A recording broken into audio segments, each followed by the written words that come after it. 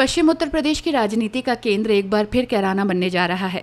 CM Yogi Adityanath शुक्रवार को शामली जनपद के कैराना विधानसभा क्षेत्र स्थित ऊंचा गांव पहुंचेंगे, जहां वो करीब 233 करोड़ रुपए की लागत से तैयार अत्याधुनिक पीएससी कैंप का लोकार्पण करेंगे।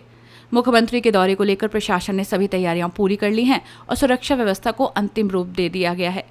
मुख्यमंत्री का हेलीकॉप्टर सुबह करीब 11 बजे ऊंचा गांव में बनाए गए हेलीपैड पर उतरेगा। इसके बाद वो अधिकारियों और जनप्रतिनिधियों के साथ पीएससी कैंप का निरीक्षण करेंगे और लोकार्पण कार्यक्रम में हिस्सा लेंगे। उद्घाटन के बाद मुख्यमंत्री सड़क मार्ग से विजय पथ डिग्री कॉलेज पहुंचेंगे। यहां आयोजित विशाल जनसभा को संबोधित करेंगे। करीब 233 करोड़ रुपए की लागत से तैयार एक पीएससी कैंप पश्चिमी उत्तर प्रदेश की सुरक्षा व्यवस्था को नई मजबूती देने वाला माना जा रहा है। लंबे समय से इस परियोजना का इंतजार किया जा रहा था और अब मुख्यमंत्री स्वयं इसका उद्घाटन करेंगे। जनसभा के दौरान मुख्यमंत्री योगी आदित्यनाथ प्रदेश सरकार की उपलब्धियों, विकास कार्यों और क्षेत्र में संचालित योजनाओं का उल्लेख कर सकते हैं। साथ ही क्षेत्र के लिए नई विकास परियोजनाओं और सौगातों की घोषणा की भी संभावना जताई जा रही है। मुख्यमंत्री का ये दौरा राजनीतिक दृष्टि से बेहद महत्वपूर्ण माना जा रहा है। राजनीतिक गलियारों में इसे वर्ष 2027 के विधानसभा चुनाव से पहले भाजपा के चुनावी अभियान के अहम पड़ाव के रूप में देखा जा रहा है। इससे पहले भी विधानसभा चुनाव से पूर्व मुख्यमंत्री योगी आदित्यनाथ कैराना पहुंचे थे और इसके बाद प्रदेश में भाजपा की सरकार बनी थी। ऐसे में एक बार फिर उनका कैराना दौरा सियासी चर्चाओं के केंद्र में आ गया है। मुख्यमंत्री के कार्यक्रम को लेकर जिला प्रशासन पूरी तरह सतर्क है। कार्यक्रम स्थल, हेलीपैड और पूरे रूट पर सुरक्षा के व्यापक इंतजाम किए गए हैं।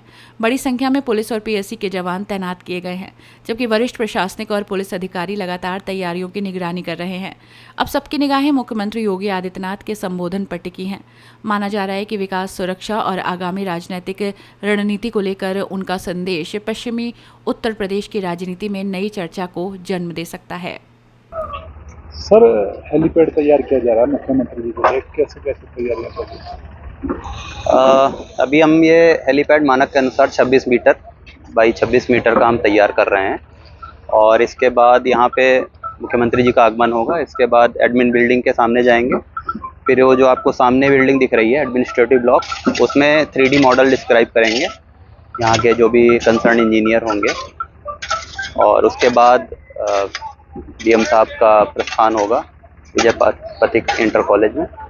वहाँ पे जनसभा को संबोधित करेंगे वो। अच्छा, जिस तरीके से मुख्यमंत्री जी आएंगे, हेलीपैड आप तैयार कर रहे हैं, कितने टाइम में हेलीपैड तैयार हो जाएगा? ये हेलीपैड अभी हम शाम को 5 बजे तक रेडी कर देंगे। और ये कल मुख्यमंत्री जी किस टाइम आ रहे हैं? कल उनका मिनट टू मिनट आ गया है, उसके अभी संज्ञान में नहीं है मेरे, तो देख के आपको बताया।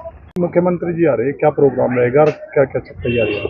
नहीं, कैराना में उत्तर प्रदेश के लोकप्रिय, यशस्वी, कर्मशील, विकासशील माननीय मुख्यमंत्री योगी आदित्यनाथ जी का कल आगमन है और सभी लोग बहुत उत्साहित हैं पूरे जनपद के अंदर।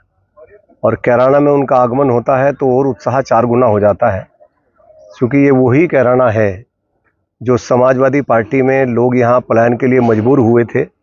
ये वही कैराना है जहाँ दिन में, रात को छोड़ो, दिन में भी गोलियों की तड़तड़ाहट सुनती थी।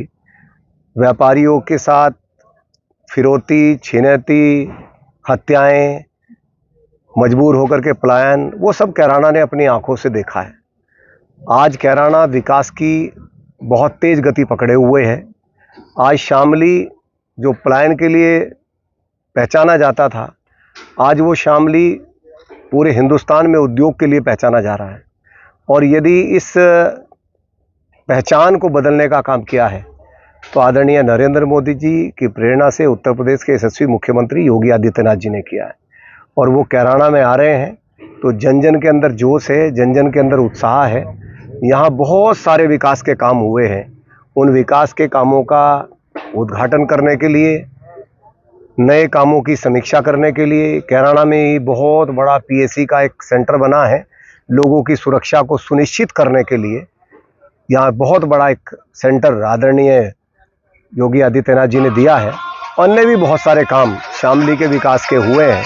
तो मैं कह सकता हूँ कि शामली पलक पावड़े बिछा करके माननीय मुख्यमंत्री जी के स्वागत के लिए तैयार। 2027 का संकल्प है। आदरणीय मुख्यमंत्री जी लगातार, आपने देखा होगा, पूरे 9 वर्षों का कार्यकाल लगातार जनपदों के दौरे पर है और एक एक जनपद में उनके 15-15, 20-20, 25-25 दौरे हुए हैं।